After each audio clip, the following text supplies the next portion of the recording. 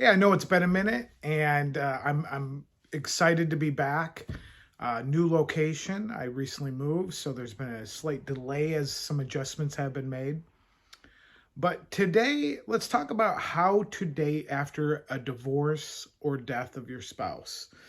And so these are very specific situations that most of us are going to encounter, especially beyond our 40s, 50s, 60s, and above. It's a tricky situation, and the world looks a lot different. So it's a confusing time for anyone. And so as you adjust after being with somebody for a significant amount of time, and you're looking to get into the dating world, there's a lot of struggles that are involved. The primary struggle is going to be the death of your ego. Um, if you really struggle with rejection, it could be challenging, and because you're going to be very temperate in your approaches. Obviously, for men and women, this is different. The dating world for men is significantly more difficult than it is for women. Whether we like that or not, it's just a biological fact that a woman is going to be able to get dates a lot easier than it is for a man. Now, I want to talk to both men and women today in this video, and really let's just kind of dive right in. So for men, it's going to be about the way that you handle yourself. It's going to be about the way that you present yourself. The dating market is drastically different from probably when you first were dating. For me personally, Facebook had just come out. I've said this before, coming back into the dating world, it's completely different. But in reality, if you think about it, it hasn't changed as much as you think. There's just new tools in your arsenal. So I still think dating people that you run into at the store, at the grocery store, or the coffee shop, or like getting numbers, those are still some of the most primary ways.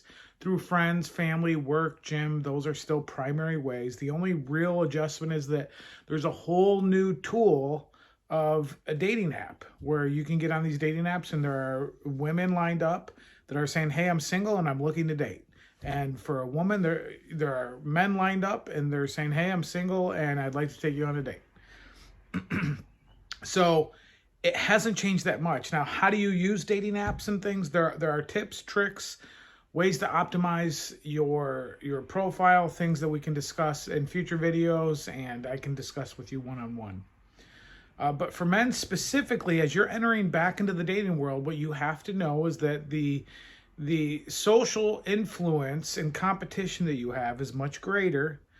And a lot of women seem to be wanting to hold out only for the perfect relationship, only for the perfect guy, which means that for many of you, you've kind of coasted into probably your previous relationship. Maybe not while you were in it, but maybe the way it happened through osmosis or through social circles. It's a much bigger world. And so I would say one of the primary things that you have to focus on is self-confidence. You have to be assured in yourself. You have to be okay with rejection. You have to actually get past the glass ceiling of not caring if you get rejected. It's a beautiful spot to be in. If you see a woman that you find attractive, being able to walk up to her and being able to say, hey, I had to let you know that you're attractive. And, maybe you make some small talk, or you say, hey, what kind of coffee is that? That looks freaking delicious, and I'd like to order that myself. And just go from there. Now, how to approach somebody, that's a different world. The biggest thing that I want you to take from this video as a guy is to understand the importance of self-confidence and self-assuredness. A death to your ego, being able to take rejection, that's going to go a long way.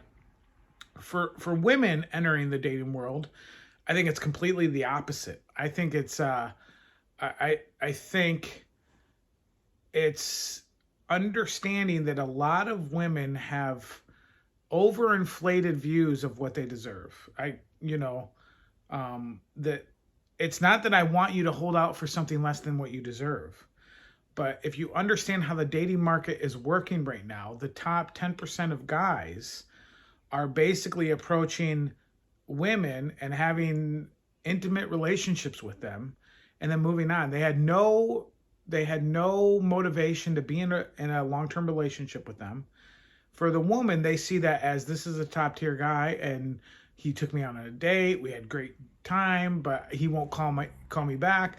And therefore you take that, and sometimes you can misperceive that that's the quality or level of guy that you want, when in reality a lot of certain number of those guys aren't looking for that type of relationship, and they were not intending to have a relationship with you. So understanding, having a realistic, not lowering your standards by any stretch of the imagination, but just understanding that particularly the older a woman gets, it changes the dynamics of what's out there and what you should be looking for. And again, I'm not saying to lower your standards. What I am saying, though, is that you need to be approaching relationships with a little bit more conscientious decision-making skills in which you understand what you're looking for. Be very specific. Be very specific with what you're looking for.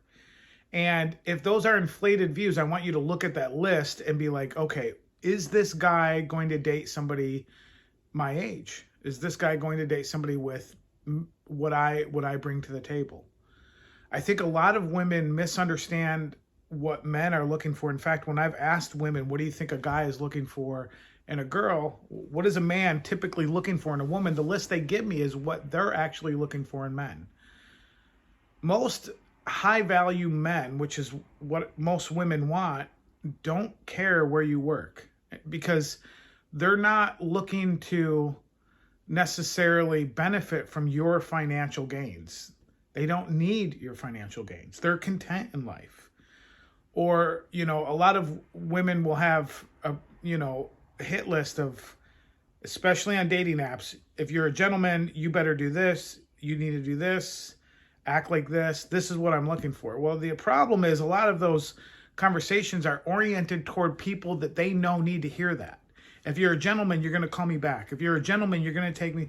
But to the men that actually do that, it just is off-putting, because they already do that. They don't need the list. They don't need your help. And so coming in with humility, which is kind of like men, they need to come with a death to ego, but they need to come in with confidence. For a woman, there needs to be, in my opinion, for high quality guys, and you can predetermine how to define that, but universally it's been typically high earners, healthy lifestyle, social status, things like that. You want to approach that not in your masculine. They're not looking for a friend. They're not looking for another guy buddy. They're looking for something distinctively different from the characteristics that they already possess. They don't need a partner. They don't need an assistant. They don't need somebody to do life with. Although those are some of the obvious things that will happen, they're looking for somebody that complements areas that they don't possess. And typically that's an area that only a woman can. Only a woman can fill this huge gaping void that high value men cannot fill any other way.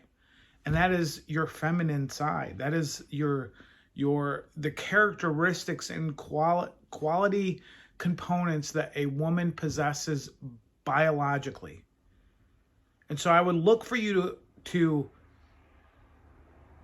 emphasize those characteristics and think about that in terms of the dating world. So post-divorce, unfortunately, the death of a spouse, the marriage world is very difficult at times, or the dating world can seem very difficult, but it's not as complex as you think. It goes back to the root complementary aspects that both men and women have, and the voids that each one of us possess that biologically we were designed to fill for someone else. So those are some of my tips today. We're going to get into very specific ways that can happen, and I'll share that with videos to come. If you'd like to schedule a call with me, just go right to the subscription channel. There's a button right under my YouTube channel. You could just press it and schedule. Every Wednesday I have open calls where I'll do just a quick consultation with you and see if I can help you or see if we need to work together one-on-one long-term. So just press that button, hit the schedule, and we'll get you on a call. So thanks, and I look forward to talking to you next time.